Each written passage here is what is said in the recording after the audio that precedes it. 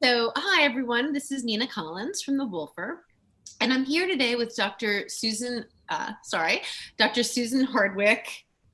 Sorry, I spaced It's out for a second. it's such a long name. Hardwick-Smith. Hardwick-Smith. Sorry, Yes. I was calling up my notes at the same time. And Susan's just written a book called Sexually Woke, and which is an awesome title. And she also, oh, I'm so sorry, God, Susan, I just had my notes up and they literally just disappeared. Hold on, it will come back. That's the kind of thing that happens to me. And while you're looking, that's why I call myself Dr. Susan, because There you go. Hardwick-Smith is such a mouthful. People call me HS or No, Dr. Hardwick-Smith Susan. is a perfectly nice name. I just screwed up. There we go. I'm better. Okay. So Susan has spent her whole career. She's an OBGYN. She's from New Zealand. I just learned a couple minutes ago, but she's in Texas. And she's spent, she's our age and she spent her whole career in women's health. But she just opened the first and only facility in Texas dedicated to menopause care. It's called Complete Midlife Wellness Center. So when did you open it? July 1st, which is not the best time to start a new business in the middle of COVID, but it just happened. And I grew a very large all-female OB-GYN practice, which was a really super fun project from 2002, where I started it by myself. And I had this vision of having an all-female OB-GYN practice that was super amazing, and it did turn out to be that, and we grew it to be very large. And I just think it's the second stage of life. It seemed to coincide with menopause that I was like, well, that was great, but I wanted to do something else. So the timing just worked out, and in the middle of COVID, started a new business. Did you take some of your partners with you, or are you alone in this practice? Well, I did steal a couple of the very best employees, but the nice thing is when you have a concierge practice, you don't need a lot of people. I see patients 1 hour at a time, so 6 patients a day. It's very intimate and very low stress, and you don't need all of those people doing insurance verification and all of that stuff. Yeah, it's lovely. That's luxurious. All right, so my first question for you, I read your book and really, really liked it, and think a lot of our members will really like it, and I'm going to show it to everyone one more time. It's called Sexually Woke: Awaken the Secrets to Your Best Sex Life in Midlife and Beyond. And I was curious, as an expert in all things midlife and female, you could have written a book on any number of subjects, right? You could have written about menopause in general, sleep, cardiac exercise. Why did you choose to focus your first book on female sexuality in midlife? Well, it really came out of my own experience. So I am the things that you mentioned. I'm a doctor and a gynecologist, all these things on my CV. It looks like I have a lot of expertise, and I guess I do, but I'm mostly a woman, and I went through what we go through in our 40s, like what we all go through. And I've been practicing menopausal medicine since I was 30, and I wish I could go back and apologize for some of the things that I said to people. But when I went through it myself, I just was shocked and horrified at the gap that existed in knowledge and education for women. And even as a specialist myself, I felt like I didn't have anything much to offer that was useful.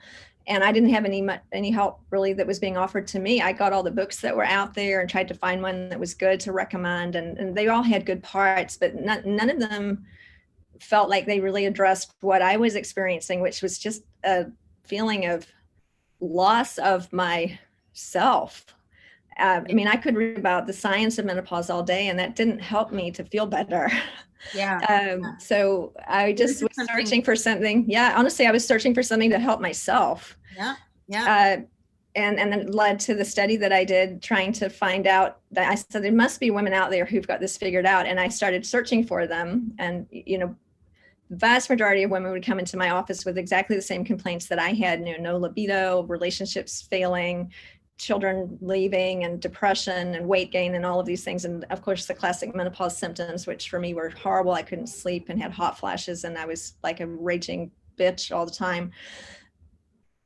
Nobody, I was offered antidepressants, and just nothing was really addressing the whole picture. And so I sought out the few patients that came in, like once in a month, a woman would come in who was happy and vibrant, and she'd tell me about her amazing relationship and her great sex life, and she was in her 50s. And I joked in the book, and I did in real life, I said, I need to know what you have, and I want to sell. First I want to take it. And then, so the study led me to be able to isolate a large group of women. And then we called them the sexually woke. And that was actually a term that one of my patients used to describe herself. And so I thought that was so cute that we used that to describe the group. When I was doing the research, they were first called the positive responders, which wasn't a very sexy name. So then we changed the name and called them the sexually woke. So by study, the studies. This is the study that is the basis for the book. So how many women did you talk to? Yeah. So again, it was selfishly motivated. Really, I wanted to find out something that could help me because I was desperate, and then in turn, I hoped I could learn something that I could teach other people. But I set out to find a group of women who were making the second half of life work and had vibrant relationships and great sex and were happy and felt alive and fulfilled. And so the study we sent it out to women aged 40 to 65 and asked, lots and lots of very, very deeply personal questions. And then I had a very talented research team sift through them and found several questions that indicated that you might be in this group. And then I interviewed them. Mm-hmm. And so the book is a lot of interviews with these women, and long story short, finding out what they had in common. Is there something that they have in common that we could learn and then perhaps adopt ourselves, and then even that I could teach? Mm-hmm. And the great part is the answer to that was yes, that these are things that we can learn and teach. And none of these women came by this easily. They weren't born with a fantastic life and had a problem-free life. They'd all struggled and gone through some type of awakening or some transition or crisis. And so all these words like awakening and waking up and aliveness and that kept coming up over and over, which it just completely changed my attitude to menopause as not being a death, as so much of an awakening or an opportunity. It actually reminds me a bit of this book that just came out that's been on the bestseller list by Bruce Feiler. And I interviewed Bruce a few months ago, and I'm blanking on the title right now, but it's about transitions. And the idea is that we all go through many more difficult transitions in life than we're told to expect, or that we even really acknowledge. And that it's, of course, in those transitions. That's right. The book is called Life in the Transitions by Bruce Feiler. But it's in those, that transitions, really difficult times are normal. And of course, we know as women in our 50s how much you can kind of blossom through them, but you do have to do the work. So what was the number one thing, if you could say pinpoint one thing that you, because I have a million questions, but since we're here in the conversation, what is the one thing that all these women had in common, or what's the one takeaway that you got for how to live a healthier sexual life in our age? Well, there's more than one, but I'll tell you one, because we could talk for hours about this. It's such an incredible topic. I think it's so exciting, and I really want to help reframe menopause as the best part of life. I mean, I'm seeing all these amazing opportunities now. I truly feel like it is the best part of my life. So to sort of resist sounding corny, we have to know ourselves before we can be in relationship with another person, whether it's a romantic relationship or a sexual relationship.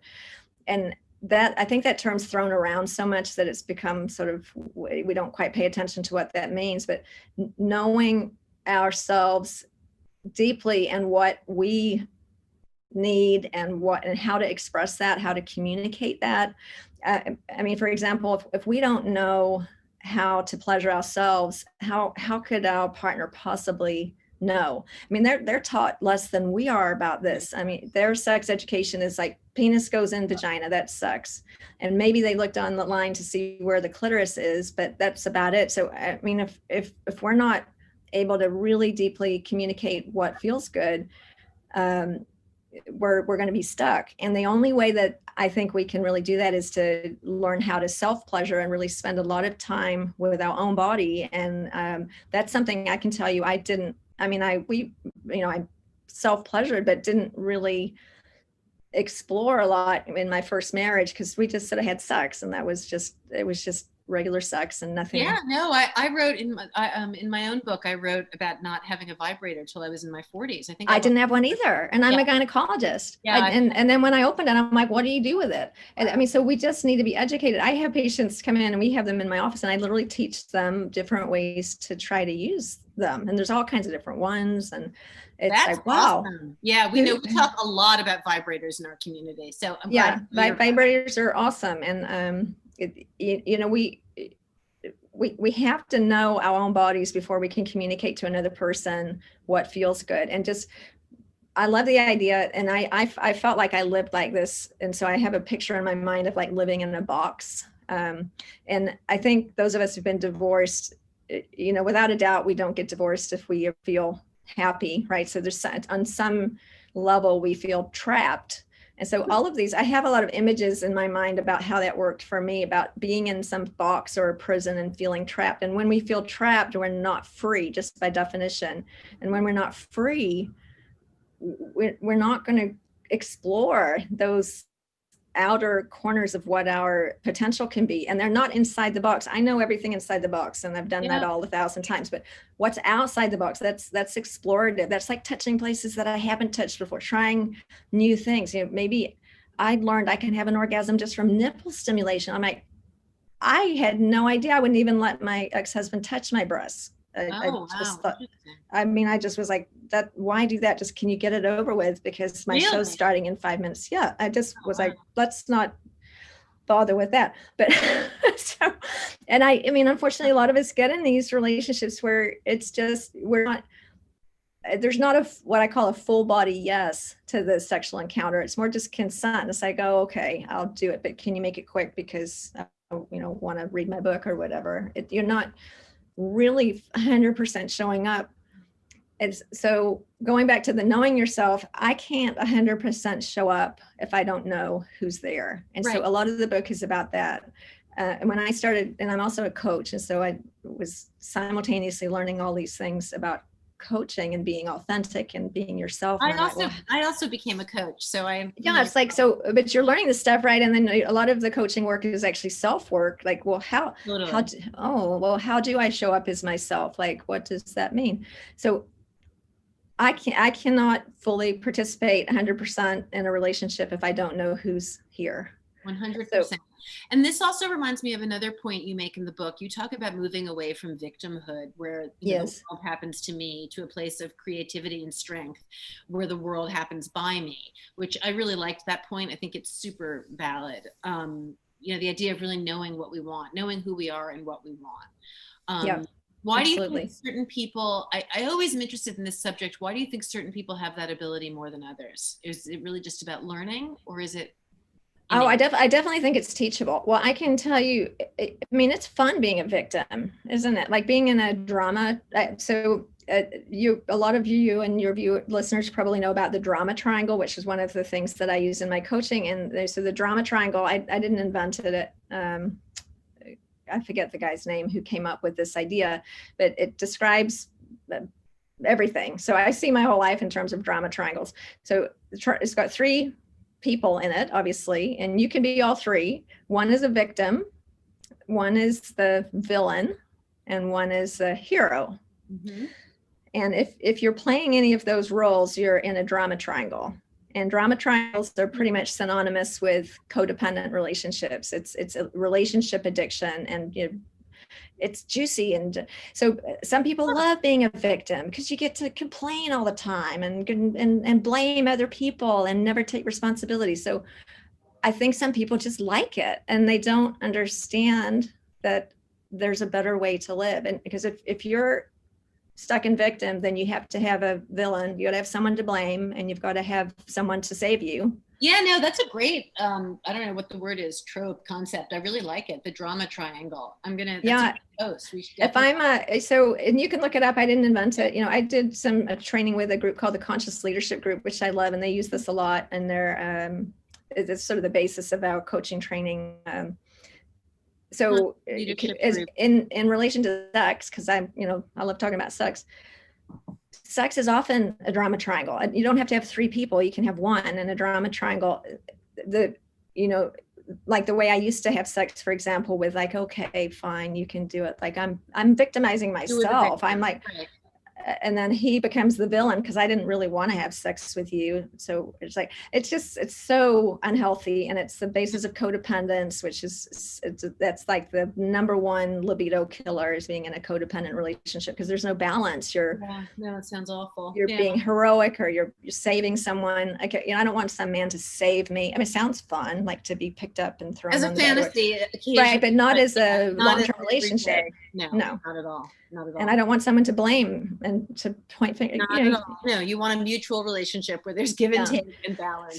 So why some people can't get out of it? I truly think some people, we do love drama. That's reality TV, and I mean, our culture is all based in drama, or we do what we're taught also, right? There's that whole concept that we live the way we were, that we love the way we were loved.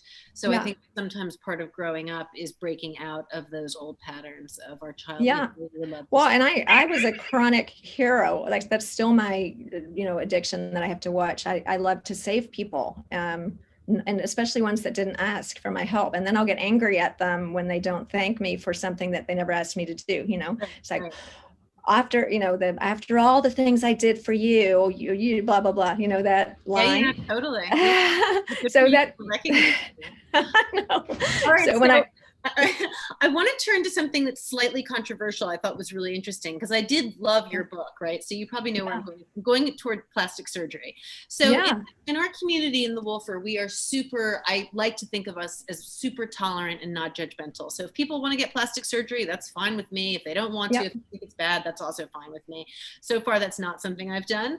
But I used to do a lot of Botox before COVID and haven't done it. But you talk about labiaplasty and PRP, which is platelet-rich plasma injections into the vaginal wall and the clitoris, as two procedures that can improve sexual function. And you share in the book that you've had your breasts done and a tummy tuck, that you dye your hair, you use Botox, you whiten your teeth, all perfectly reasonable.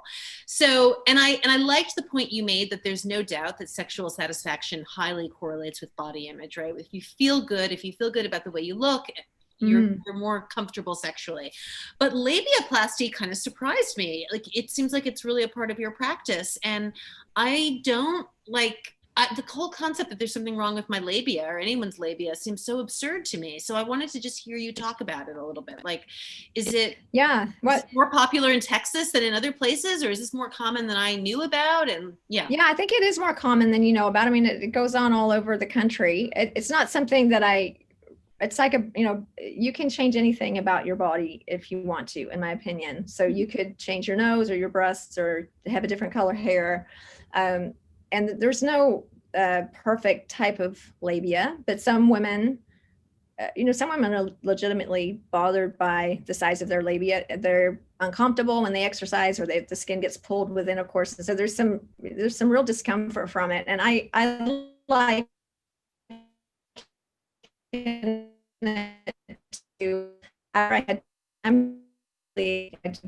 triathlons and things like that. And after I had my twins out of my genes, it affected what I would choose to do in my life. I really got inside my head, and I got rid of it. I had a tummy tuck, and I feel better. I didn't do it because I wanted someone to think I was sexy. I did it for me.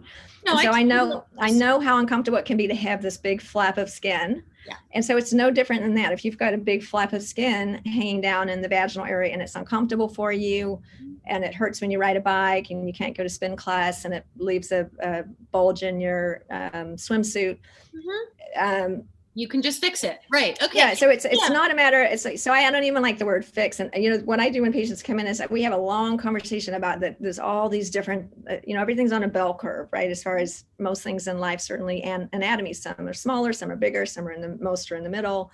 Yeah. So there's nothing wrong with the way you are, but if it bothers you and you can be relieved from that discomfort safely, and you choose to do it without being coerced by anybody, it's your choice to do. No, And that's so, really good. I've actually yeah. really learned something new because I mean, it's embarrassing. I've run this community for 5 years. I actually never even knew that someone's labia could hurt. Like my Yeah. labia are maybe kind of long. I don't know. They hang Mhm. down a little, but they certainly never bother me. And I just assumed they were normal. I mean, whatever Well, they normal. are. Yes, they are Yeah. normal. They're all just different sizes and shapes.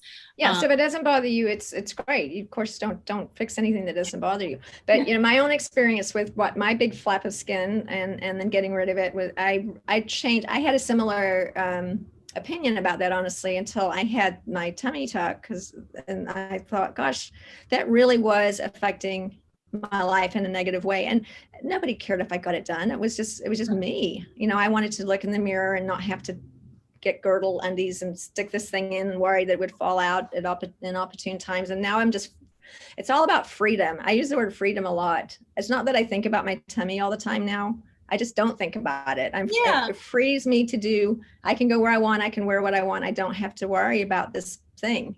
No, I really do understand that. Actually, when I read that part in your book, it helped me. It made me think about it's the reason I exercise, right? I mean, I also want my cholesterol to stay down and just be healthy, but I do feel better when I feel like I look better, right? So it's fine. We all, do whatever we can to make us feel good. Yeah, and so that we brought up labiaplasty and sexual function. It makes no sense scientifically that having smaller labia would improve your sexual function, because it's nothing to do with the clitoris. That's left out. That's completely left alone. Of course, that's not part of the surgery, but it's an example of how if you feel better, I felt much sexier without my flabby belly. Mm-hmm. If you feel better, it could be a new dress, or losing 10 pounds or whatever. If you feel better about yourself, you're much more likely to have that free feeling, that freedom to be naked, to walk around lightly dressed, or to explore new sexual positions or whatever, because you're not having in the back of your mind like, oh my gosh, I'm worried that I can't be on top because my belly looks weird. I was about to say, it's the old joke about not wanting to be on top in middle age, for sure. Right. So just freedom. So my experience with midlife is, and I don't always feel this way, but just the aspiration to just have freedom. And I mean, sort of in a psychological way, just freedom to express myself and to be myself without having these voices in your head that come from who knows where, from culture or whatever, saying, oh, don't do that. Don't go there. Don't get outside the box. Don't explore in that area because it's not good or it's not right, or just freedom from that incessant yakking voice that's telling you not to be in your full aliveness. Just to change that story, and I can still hear those voices, but I don't have to do what they say anymore. So I talk in the book about don't believe your thoughts. Don't believe your thoughts. Please don't believe your thoughts. Your thoughts are just running nonsense most of the time, and you don't have to do what they say. So I think a really important practice is learning to observe your thoughts without jumping on the train and going off on a ride with them, just to be like, oh, it's that voice again telling me I shouldn't do this or that. Like, I don't have to listen to that. Like, I hear you, I love you, you're part of me, compassion. I'm not going to X you out or hate you, but just, I don't have to do what you tell me. Well, that's freedom. Yeah, it is freedom. And it's the same with observing your feelings, right? A real thing I think we learn as we get older is feelings pass. Like, you can feel really shitty. Oh, yes. Like, it doesn't like the world is falling apart. Oh, and I love that you mentioned that, because I would have forgotten to talk about that. Yeah, just dropping down into your body, and whatever you want to call it, meditation or contemplative prayer, or just sitting quietly and getting out of your head and knowing that emotions are just energy in motion. So I might feel so sad one day, but if I try to just not be sad, I'm not going to be sad. It's just going to stick around. But if you let it pass through, like you said, it passes through like a wave. So you have to experience it and let it go through. To me, that is seriously the best part about getting older so far, is that really, people can tell you that a million times. I tell my daughters that all the time, but you have to learn it. You have to there's something about wisdom that I don't think you can get without time. And so, teaching teenagers about these things, that I hope I'm dropping little seeds, and you are with your kids, that they'll be like, when they're 30, oh, that's what she was talking about. But you have to go on the path yourself. I mean, nobody can be pushed along the path by somebody else. You Yeah, just got no, I to really experience agree. it. So another thing you talk about in the book is this concept of big me and little me, which I Yeah. really liked as kind of a simple tool or framework to do kind of daily work on ourselves. So can you talk about that for a bit? Yeah, so that's another sort of coaching idea. So big me, I have my best self, so to speak. Like big me does all the things I'm really proud of. And I love the saying, like, if you want to feel good about yourself, do things that you feel good about. Mhm. So Mhm. I know things that I feel good about, when I'm being honest and kind and patient and generous and all those things. So those are the things that big me does. And I like to think of big me as your like true authentic self, right? The one who acts in accordance with your core values. Mhm. And we're not always acting from that place. Of No, it's like course, your most integrous self, whatever. right, like it, or some people say like your I love the idea of your older self, like maybe your grandmother, like if when I'm 80, this is how I'll be. Like what would 80-year-old Susan do? Mhm. Your highest self. So and little me is the ego, the one who's in fear and blaming and victimizing and not taking responsibility, and just recognizing when I'm where am I? So they're just sort of a location check. Okay, if I'm feeling really reactive and I'm going to say something that I know I'm going to have to apologize for later, if I can just stop long enough to say, okay, where am I? Just quick location check. I'm okay. I'm in little me right now. This is not going to go well historically. So Yeah. maybe I should not talk right now.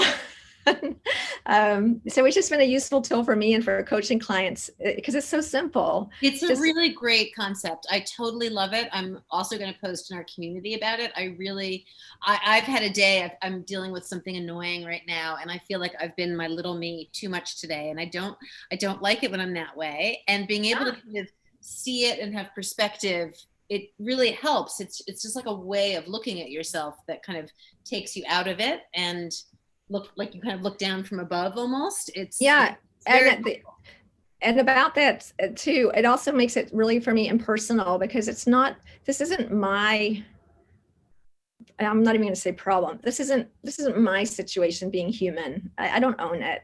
This came stock standard issue, this human brain, and everyone's got one. And so this experience I'm having of having a snarky day where I'm blaming everyone, and then having another day where I'm like gloriously generous and just the most wonderful person on earth. We all have this, right? So it's not so personal where I have to beat myself up because I yelled at my kids like, you're such a bad mother. It's like, no, what? You're just a human. I did not invent this stock standard issue thing I was born with. I'm just trying to work with it and making it less personal. Like this isn't yours. You don't own it. It's just ours. It's part of being human. And so sometimes I have teenagers, and my son, he's not going to listen to this. So freely say right now, he's kind of being a shithead some of the time because he's 17. But it's helped me to be able to look at him when he says some of those things to just say, oh, I don't say it out loud, but look at him being human, poor, not in a patronizing way. I hope it doesn't sound like that, but compassionate way. Like, oh yeah, I did that too. Instead of like yelling at him and saying, you're not allowed to talk to me like that, because that's just not going to help, but more just like, okay, yeah. I understand. I can see what's happening in your head because I understand what happens in my head. Right. Right. And I do that too. And it helps me not to react to other people because I can be like, oh, look at that human being human. That must hurt right now. You must be scared or hurt right now because I act like that when I'm scared or hurt. Yeah, absolutely. I mean, I think I see that with parenting, and of course, I also see it with this community I run because there are thousands of women, and sometimes it's just the same idea. We're not always our best selves, and that's okay. Like we're all trying to figure stuff out all the time. It's like that old quote that people often attribute to Plato, but I think it's not Plato, about everyone is struggling. I can't remember the exact quote, but it's about how everyone is having a hard struggle, whether you know it or not, and you have to. Absolutely, everybody is, and I truly do believe. I think this, if you can start from this point, has helped me enormously. And I had trouble. I know there'll be some pushback against this, but I think it's true. Everybody is doing the best they can with their whatever it capacity they have at the moment. And that includes murderers, rapists, kids that are calling you a terrible mother, everybody. Yeah. Yeah. If they could do better, they would. I know sometimes our resources are absolutely terrible.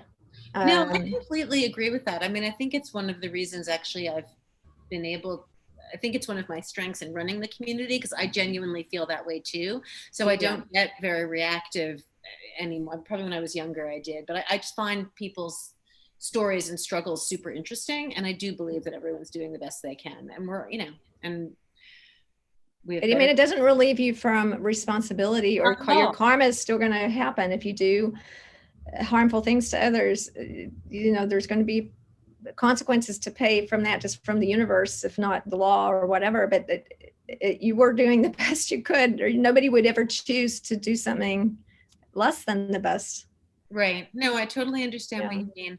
So it's interesting for our listeners or viewers. It doesn't seem like we're really talking that much about sex, but we are. And that's kind of the point of the book, right? Is it's really about, I mean, I think all the things you talk about, I love your image of the box and pushing yourself outside of the box, and that being kind of over 50 and in these period in our lives is a time when we really can go further and explore what we want, and, you know, being freed from all the kind of expectations of our 20s and 30s and early marriages. I mean, lots of women in our community are divorced, and if you're not divorced, it doesn't, all these things of course still apply, but it's kind of, how do you seize the opportunity of later in life to open up more, right? Is what you're absolutely. I mean, there's just elements of being younger that you can't escape. Like, first of all, you don't have any wisdom, you don't have much life experience, and you're following, generally, or at least I was, sort of following a path that wasn't really my own. I don't remember when I ever chose to do a lot of the things that I ended up doing. It was just sort of culture.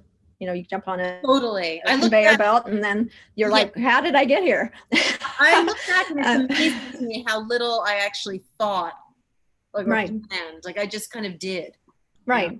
Yeah. And so we can, so in that way, I think if, you know, any time that I'm doing something where I didn't maybe fully decide, and I love that word about being driven. People always used to say I was driven, like, I was in a complimentary way, like, she's so driven, because I was, you know, I was entrepreneurial and doing 1,000 things at once and having 3 kids. And I don't think that's a complimentary word anymore, because I talk about this in the book. If I'm driven, then who's driving me? Like, that sounds like being a slave. I don't want to be driven. I want to be the driver. And so that, again, is going back to freedom. And I think as we get older, we're able to have the wisdom to sort of see how that's working. Like, and of course that comes back to coaching too, but is what I'm doing with career, relationship, you know, spirituality, whatever, is this really my zone of genius where I belong, or is it someone else's plan for what I was supposed to be doing? And to be able to reevaluate some of those things. Yeah. And all of this is about sex, but sex is about everything. I mean, I could have approached this from a different place if I wasn't a gynecologist, I guess, but because I sort of live in the sex world, it became really relevant for me personally, because I saw, and I went through the process of getting divorced, where I thought I didn't have any sex drive just because we weren't connected.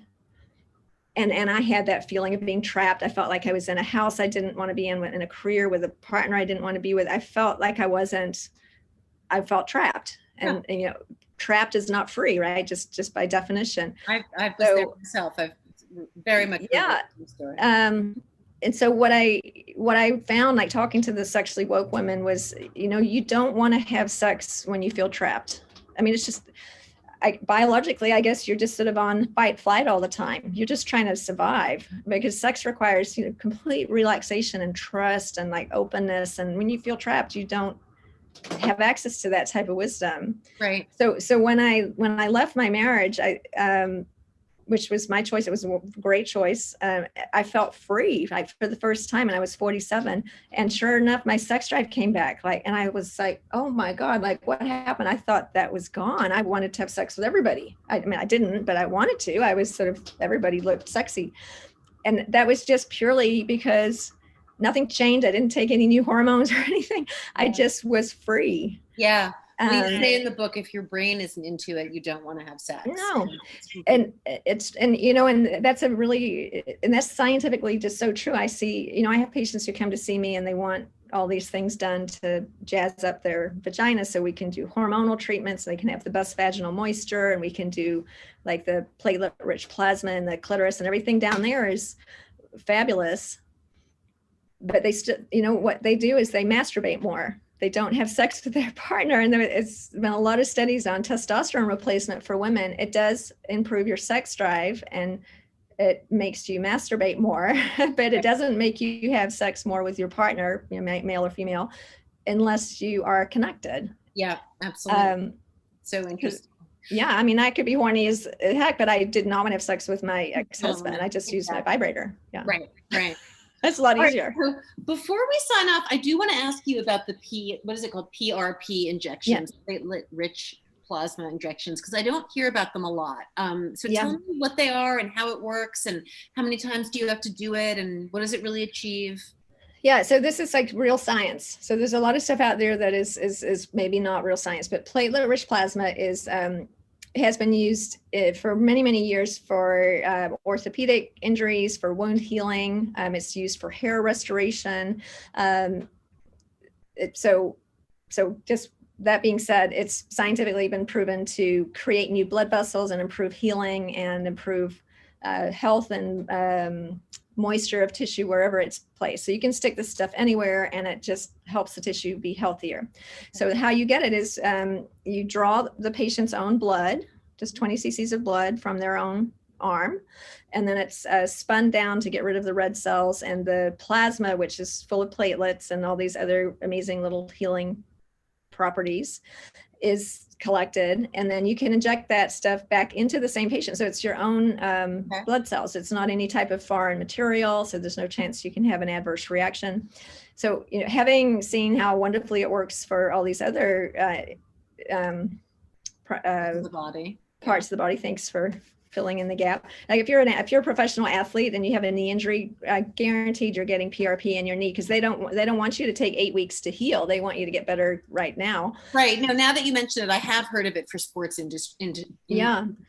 So some very clever person, I wish it was me, came up with the idea that what if we injected this into the clitoris and the G-spot, because it would have the same effect. One would think that it would create new blood vessels over time, and that would create more moisture and improve the sensitivity of the nerves. And so that has been around for about 10 years. Its branded name is called the O shot. You might have heard of that, orgasm shot. Yeah, I've definitely heard of the O shot. Okay. So you can use PRP and not be branded under the O shot, but that's just a trademark.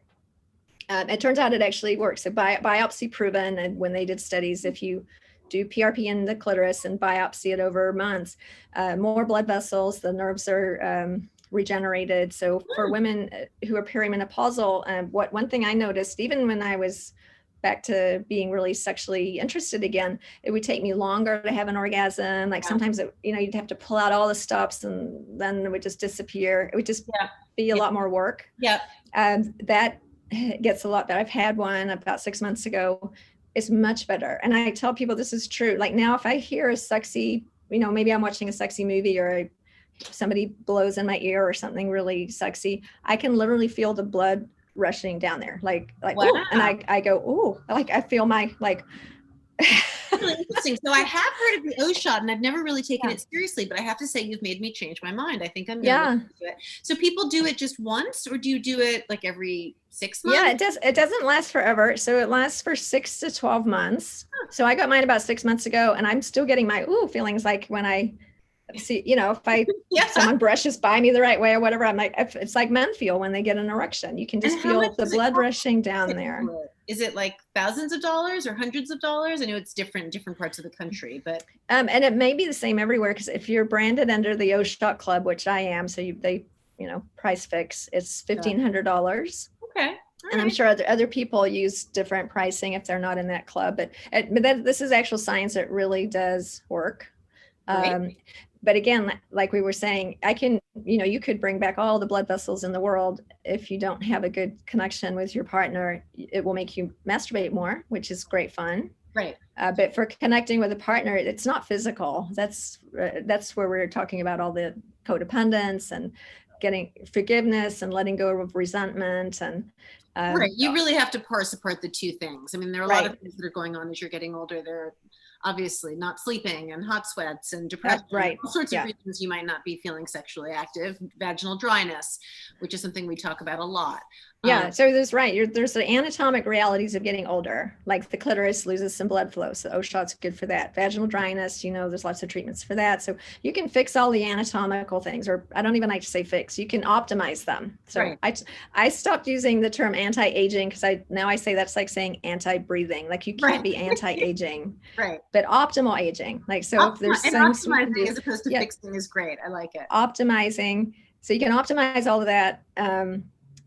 But yeah, that's just one part. The anatomical part is a minor part. Like by far the biggest sex organ for women is our brain, without a doubt. And so, it goes back to my study showed resentment, which is all based in codependence and this drama triangle, and body image issues. Those were the two biggest